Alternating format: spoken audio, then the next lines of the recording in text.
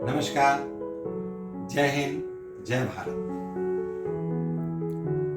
आज के दिन की मंगल कामनाओं के साथ मैं अपना एक विशेष वीडियो लेकर प्रस्तुत हूं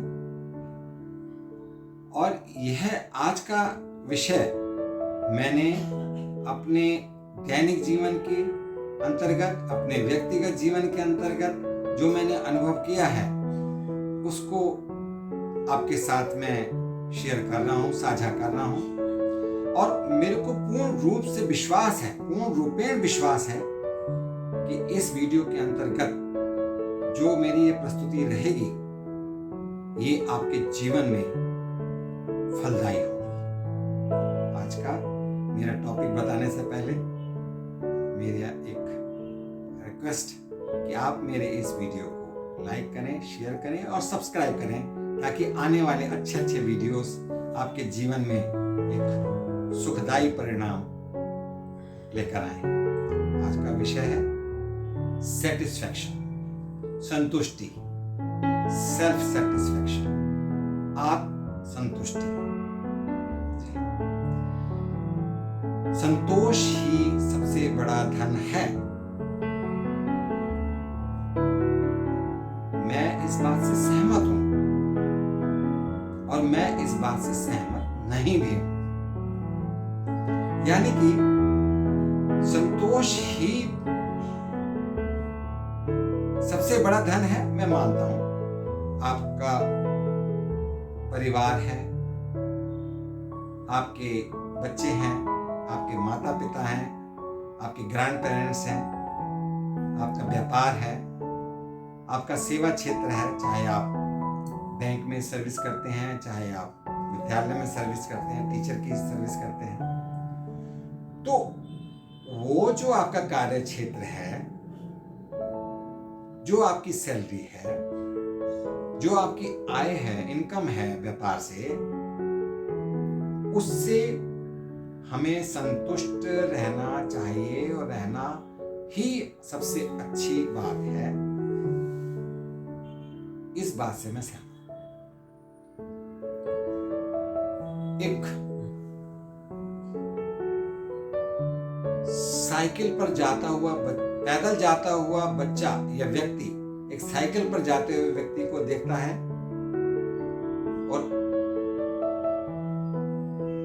इच्छा करता है कि मेरे पास साइकिल हो। साइकिल पर जाता हुआ व्यक्ति एक स्कूटी पर जाते हुए या बाइक पर जाते हुए बच्चे को या व्यक्ति को देखता है और वो दिल में इच्छा करता है कि मेरे पास बाइक हो। और बाइक पर जाता हुआ व्यक्ति देखता है 4 व्हीलर चलाते हुए एक व्यक्ति को और वो इच्छा करता है कि मेरे पास 4 व्हीलर कार हो, वैगन आर हो, रेनॉल्ट हो, मारुति हो। और एक 4 व्हीलर पर जाते हुए व्यक्ति एक BMW में, मर्सिडीज में जाते हुए किसी व्यक्ति को देखता है, बोलता है काश मेरे पास BMW। और BMW पर जाता हुआ एक व्यक्ति ऊपर हवाई जहाज में, एक पर्सनल जेट में या पर्सनल एरोप्लेन में जाते हुए किसी उद्योगपति को देखता है और इच्छा करता है कि मेरे पास।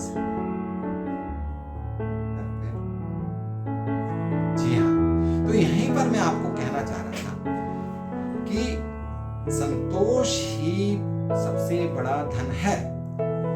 ये एक तरह पर, एक तरीके से बिल्कुल सही बात है।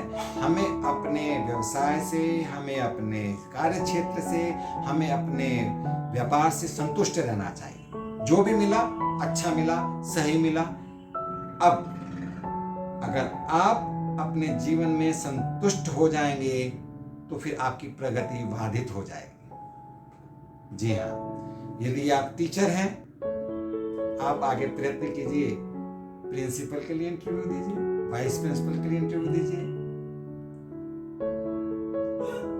मतलब आप खाली जिस जगह पर हैं उसी से संतोष करके आप अपने प्रगति को मत रोकिए।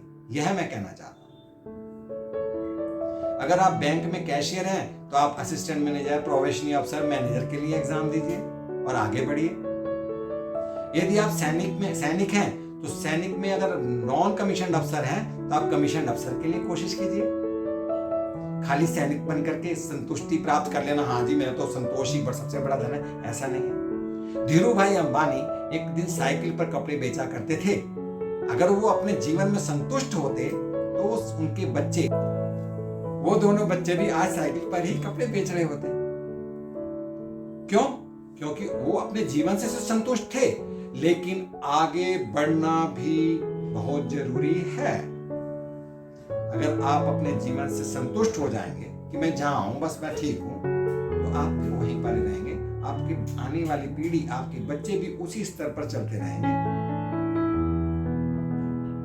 अब मैं यहां पर मैं आपको अपना यही एग्जांपल देना चाहता हूं। मेरे पेरेंट्स में मेरे पिताजी का व्यापार था जो कि छोटे स्तर पर था, कपड़े का व्यापार था। कपड़े के व्यापार में जो आय थी बहुत ही इतनी आय थी, बस केवल जीवन चलता था। मैंने उसको संतुष्टि माना, लेकिन मैं अपनी संतुष्टि के साथ साथ अपनी प्रगति के लिए आगे बढ़ने के लिए भी कोशिश करता रहा। और मैं सर्विस क्षेत्र, सैन्य जीवन में आ गया।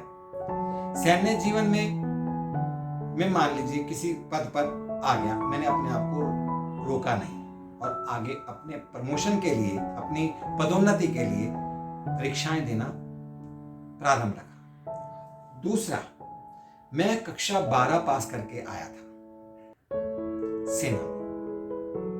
12 पास करने के पश्चात सेना में अपनी प्रारंभिक प्रशिक्षण और अपनी ट्रेनिंग पूरी होने के पश्चात, एक ट्रेंड सैनिक बनने के पश्चात मैंने अपनी शिक्षा को भी जारी रखा। बीए किया, एमए किया, फिर बीएड किया, एमएड किया और सर्टिफिकेट और diploma courses in teaching English, certificate and diploma courses in security, certificate and diploma courses in counselling and guidance, वो भी किया।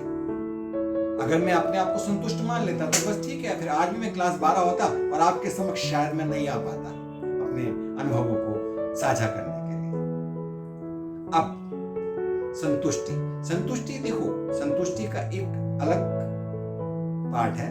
संतुष्टि जैसे सपोज आज ओनियन, प्याज मान लीजिए 25 रुपए केजी मिल रहा है और आपने ये सोचा कि आज से 6 महीने के बाद प्याज की कीमत 80 रुपए केजी होगी, तो उसमें आपका घर में एक महीने में मान लीजिए 3 केजी प्याज लगता है और आप 10 केजी प्याज लेकर के आ गए। भाई 25 रुपए केजी है, 3 महीने बाद तो 80 रुपए किलो हो जाएंगे, मैं तो आज लेकर के आता हूं।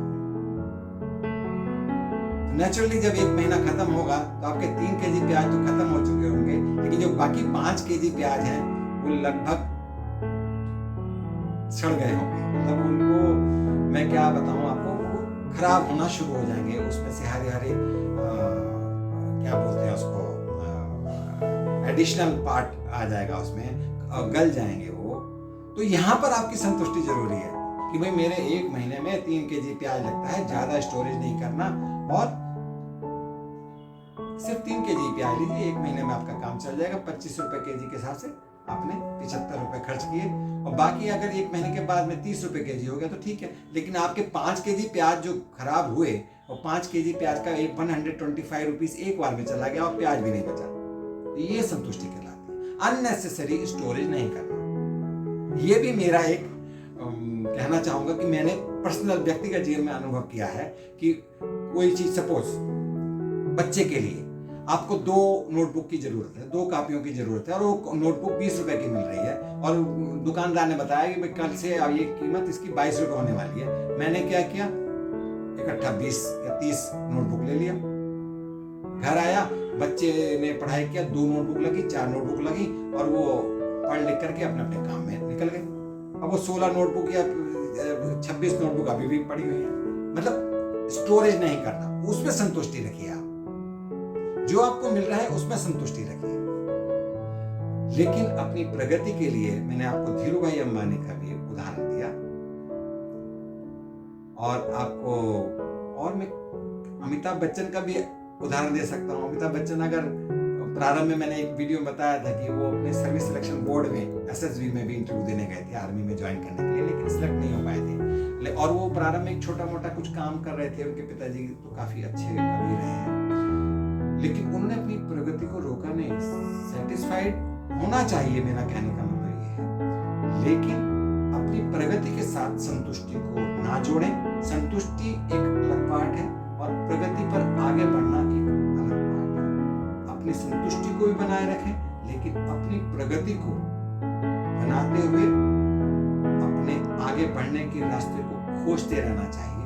किस ढंग से आप अपने रास्ते को खोजेंगे ये आपके ऊपर निर्भर है। जैसे मैंने एग्जांपल दिया, अभी सपोज व्यापारी है, व्यापारी के पास छोटा बिजनेस है, वो संतुष्ट है, ठीक है, संतुष्ट है। अगर छोटी दुकान के साथ है, वो छोटे दुकान के साथ ही चलता रहेगा। लेकिन अगर वो सोचेगा ठीक है मेरी आज इतनी इनकम हुई, इतना मेरा बिजनेस बढ़ रहा है, तो वो बड़ी दुकान लेता है। तो वो ये नहीं कि छोटी दुकान में ही वो संतुष्टि है, ठीक है, प्रगति हो गई, पैसा आया, उसने बड़ी दुकान लिया, बड़ी दुकान में शिफ्ट हो गया। जैसे मैंने आपको धीरू भाई अंबानी का भी एग्जाम्पल दिया। बस इतना ही मेरा कहने का तात्पर्य है ये कि आत्मसंतुष्टि रखिए, लेकिन आत्मसंतुष्टि को अपनी प्रगति के साथ में लिंक मत कीजिए।